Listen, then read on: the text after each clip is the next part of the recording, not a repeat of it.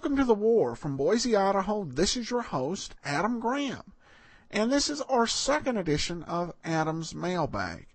And I wasn't planning on doing one of these until after the first of the year, but we've gotten so many emails, I want to be sure that we go through them and give them all justice. So we'll go ahead and do that. I also want to let a listener know who emailed me, John. I actually did receive your email, and this one will be in an episode we do on January the 2nd at the end of the show, but these ones I think just will fit without a specific episode. Okay, well, Val said had a reaction to episode 17, which included a song by Noel Coward, and she said, just listening to London Pride, one of my favorite Noel Coward songs, brings tears every time. It's one of my Desert Island discs. London Pride is not just a beard, but a pretty little flower that grows on London bomb sites, quoting from the song. The flower mentioned is a Saxifraga exurbium, and I hope I didn't butcher that too badly. A perennial garden flowering plant historically known as London Pride, and which quickly colonized bomb sites. The song was intended to raise Londoner spirits during the Blitz. It was also circulated after the July 2005 bombings. And she sends along a Merry Christmas to me and Mrs. Pox 13. Thanks so much, Val. Renee also comments regarding episode 17. She says, great Noel Coward songs. I've never heard these before. Thanks for posting these shows. And also had a comment on another episode. My 13-year-old son loves old comedies, so he's enjoying the Christmas episodes. He has discovered Gracie, Fibber, and Gildy. Well, hopefully we'll get back around to all three of those programs before the series are over. I definitely know we'll be hearing from Gildy and Fibber McGee before the series is over. And I have to admit, another side effect of this series is just being able to share so many different types of radio programs out there. Is a bit of a sampler. Patti says, until your podcast, I hadn't realized the extent to which America was militarily building up prior to entering the war. And actually, to be honest, Heidi, I wasn't really aware of it when I started recording the show, but as I thought about it, it does make sense.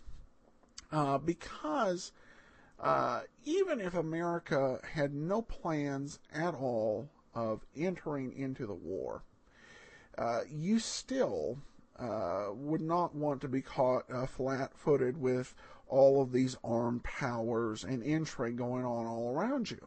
I think I had in my head, before I started researching it, the image that America had done absolutely nothing since the last war in terms of preparation, and then wham, we had to get ready.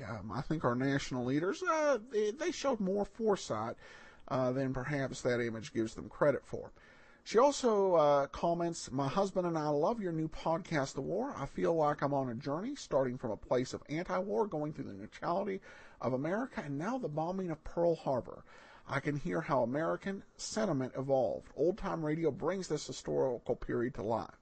I've enjoyed the mix of speeches, dramas, comedy, and commentary. I'd also like to cast my vote for the opening music. I think it fits the time period perfectly. Well, thanks so much, Heidi. And she's writing from Guantanamo Bay in Cuba. Tammy says, these recordings have been so wonderful to listen to. I lost track of how many times I've had tears in the corner of my eyes. Listening to these has brought a renewed understanding of the times, not just the Christmas performances, but from your first podcast. Listening to men making decisions to stay or flee, watching their comrades die, has just been so moving. I appreciate all that you do, Adam. Thank you so much, and I wish you a very happy holidays. Well, thanks so much, Tammy. Also, I have had some listeners point out to me that they had the same episode download for episode 32 and episode 33. That was an error on my part and has been corrected, so re-download episode 32 and you should be set. Also received a comment from Robin regarding our Bing Crosby episode. This is so beautiful. Thank you and God bless. And then we have a couple of reviews posted on iTunes. First from Winemaker 1856. Adam does a great job on all of his podcasts, and the war is no different. What an interesting view of pre-war isolationism in America. Really a different perspective of America is shown on the radio programs of the pre- and early war era. Thanks, Adam, for this great series of podcasts. And Neil says, I'm new to Adam's podcast, but not to World War II era radio. The mixture of news and entertainment programming presented, generally in historical sequence, is not to be missed. I can't believe he can keep up the one podcast per day rate, but I hope it works. Well, thanks so much, Niels, and I hope I can. One thing I am doing is trying to get podcasts done ahead of time.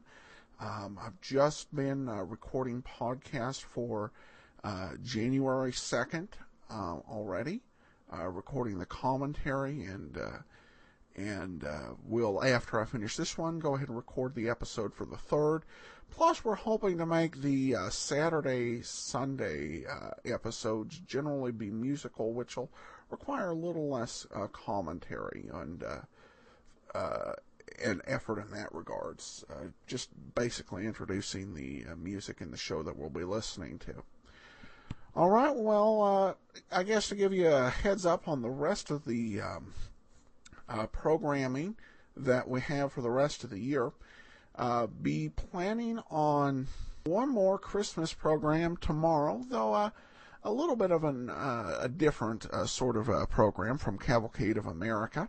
And for the next few days of the year, we'll have episodes of Cavalcade of America, You Can't Do Business with Hitler, G.I. Jive, Eddie Cotton's Jazz Concert, Superman, and The Life of Riley. And so much more ahead for you in the new year. I hope you enjoy it.